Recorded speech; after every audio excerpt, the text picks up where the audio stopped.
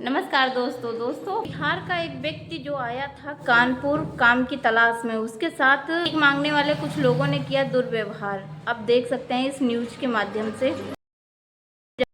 नमस्कार दोस्तों, साल 2022 की बात है। एक daily veg labourer Suresh Manjhi काम की तलाश में बिहार से कानपुर आया था। ये कानपुर के यशोदा नगर स्लम क्लस्टर में रह रहा था। एक दिन इसकी मुलाकात होती है विजय नाम के एक आदमी से, जो इसे काम दिलाने की बात करता है। इसके लिए ये इसे कानपुर के झक्करकट्टी ब्रिज के नीचे आने को कहता है। लेकिन अगले दिन जैसे ही सुरेश वहां पर पहुंचता है, अचानक से इसके पीछे से कोई आता है, इसके मुंह पर काला कपड़ा डालकर इसे किडनैप कर लेता है।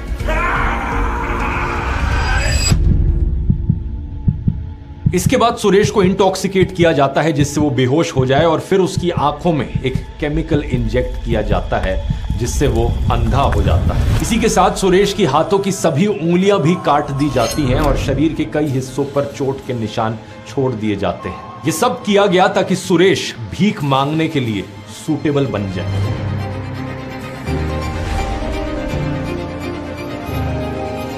कुछ दिन बाद सुरेश को इस गैंग के द्वारा बेच दिया जाता है 70,000 रुपए में एक महिला को। बाद में उसे राज नाम का एक आदमी गोरखधाम एक्सप्रेस से दिल्ली लेकर आया। दिल्ली पहुंचकर उसे भीख मांगने के लिए एक जगह पर लाकर छोड़ दिया गया। ये लोग सुरेश और उसके जैसे बाकी भिखारियों को सिर्फ 2 रोटियां देते थे दिन की, ताकि वो पतले रहें और लोगों को इनको देखकर दया आए।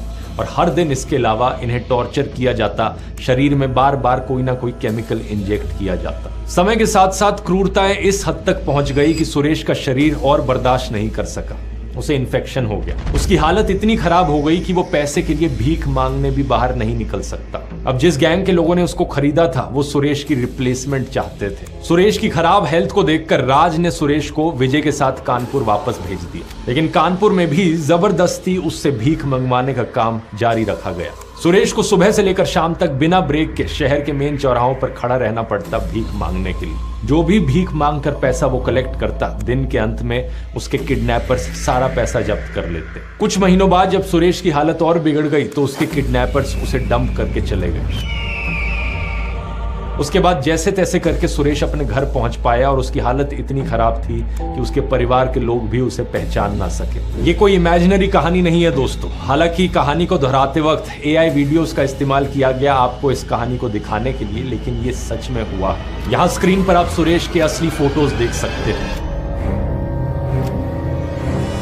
बाद में एक लोकल MLA ने इनकी परिवार की मदद करी कंप्लेन कराने में, जिसकी वजह से ये खबर पब्लिक में आ पाई। साथ ले जाकर उसका हाथ पैर तोड़ा गया। भीख मंगवाने का मामला सामने आया। सुनसान स्थान पर हाथ पैर तोड़ दिए और 12 दिनों तक अपने घर में कैद रखा। बाद में दांत तोड़ दिए गए, आंखों को भी नुकसान पहुंचाया गया। उसके बाद कानपुर में बस स्टैंड के पास बनी बस्ती में एक औरत के पास छोड़कर भाग गया, जहां पर जहरीले इंजेक्शन लगाए गए। लेकिन सुरेश का केस कोई आइसोलेटेड केस नहीं है दोस्तों। ये एक highly organised sophisticated criminal network है, जिसे हम बेगर माफिया का नाम दे सकते हैं।